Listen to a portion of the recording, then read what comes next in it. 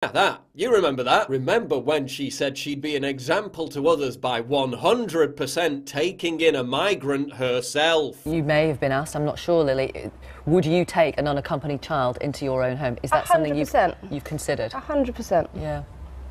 Who wouldn't? Yeah, I mean, who wouldn't? Especially if they're a big celebrity with a bunch of money and properties. Who wouldn't? Turns out, Lily Allen wouldn't. 100% wouldn't. Nearly 2 years after making that promise, The Guardian asked Lily Allen how many refugees she'd taken in. Drum roll, please. You may have been asked, I'm not sure, Lily, would you take an unaccompanied child into your own home? Is that 100%. something you've considered? 100%. Yeah. Who wouldn't?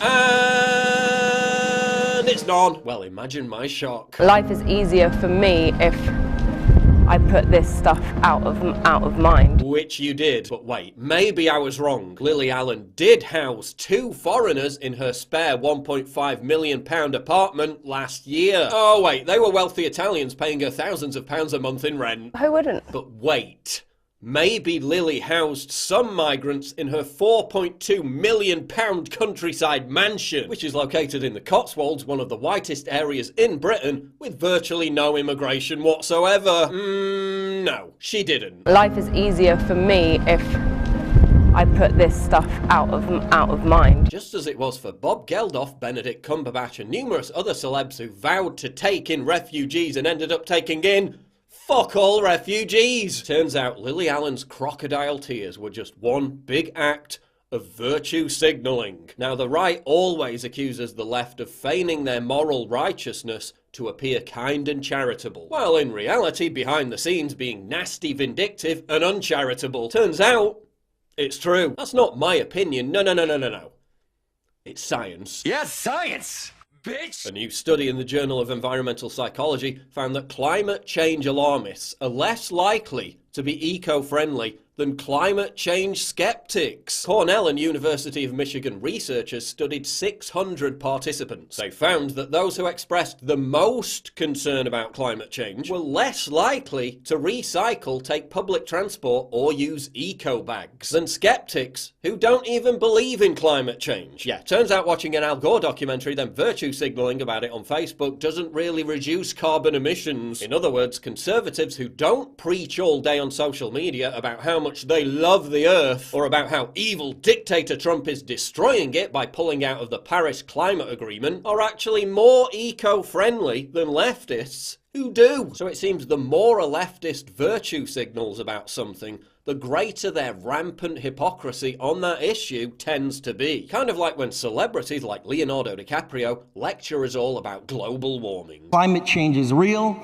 It is happening right now. While flying thousands of miles in private jets to pick up environmental awards, and hanging out on 500-foot gas-guzzling yachts with Middle Eastern oil billionaires, before flying his celebrity friends 6,000 miles across the world so they could listen to his speech about global warming. But it's not just hypocritical lifestyle choices that expose the left's stunning double standard. A 2014 study by the Philanthropy Chronicle found that conservatives in red states were more generous compared to wealthy liberals. Less well-off families from red states donate a relatively higher and growing proportion of their money to charity, while those at the top have been giving a smaller share as their income has increased, the study found. So again, when it comes to broadcasting how humanitarian and charitable they are, leftists have no competition. But when it comes to actually giving money, they go completely AWOL, because why part with actual cash when it's so much cheaper to just signal that virtue? And anyway, you can still purchase these poverty is sexist sweatshirts for the bargain price of $380. I mean, they're so obsessed with virtue signaling, it's not enough anymore to just do it themselves. Now they're using their own children as woke human shields. My daughter started crying at the dentist's office because the dentist is a boy, and the dentist said, sorry, there are no girl dentists at this office, and my daughter looked at me and said, why did we come here?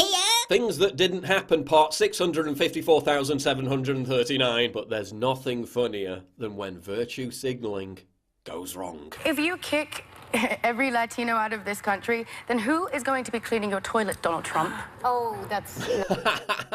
But now that virtue signaling is so ingrained in leftist mob culture, giant transnational corporations are using it as a PR stunt to get free advertising. Heineken celebrates open borders. Pepsi panders to the resistance. Of course, it's all just a crude marketing ploy to stand out from the competition and sell more things. But who said that virtue signaling had to be about authenticity? When the international multi-billion-dollar company slaps a rainbow on their sweatshop-made goods, soy face! Virtue signaling is also used to distract from the very behaviour it claims to condemn. Eric Schneiderman was just one of many prominent Me Too advocates to lead the charge against the sexual abuse of women while sexually abusing women. If someone can't shut up about how much they care about women's equality, watch out, because they're probably compensating for something. How could a man so publicly committed to feminism beat women? It just doesn't make sense.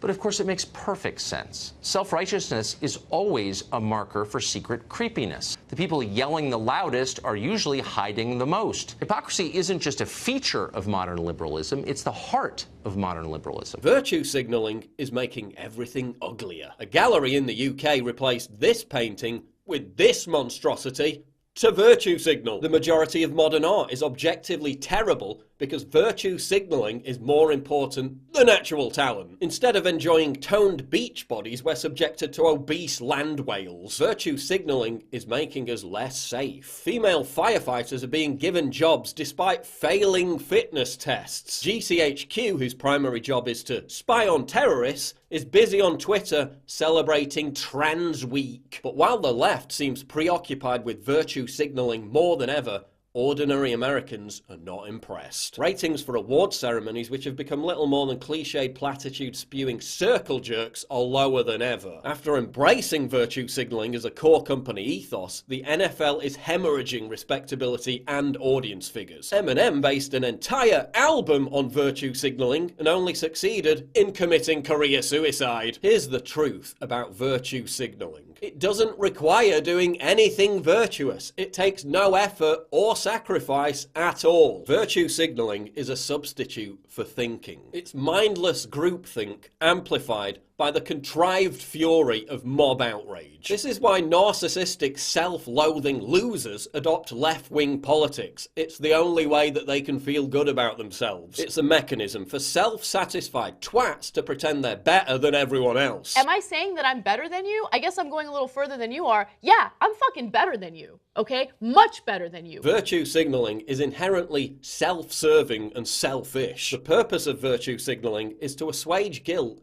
and gain unearned social brownie points. The purpose of virtue signaling is to incentivize others to regurgitate glib leftist narratives and create giant echo chambers. As with everything the left does, it's the lust for raw power disguised as altruistic beneficence. The aggressive virtue signaler is attempting to compensate for their lack of virtue. I'm sick to the back teeth of virtue signaling. I'm sick of all you sanctimonious phonies who engage in it. And I'm calling you all out on your bullshit right here, right now. I'm so sorry.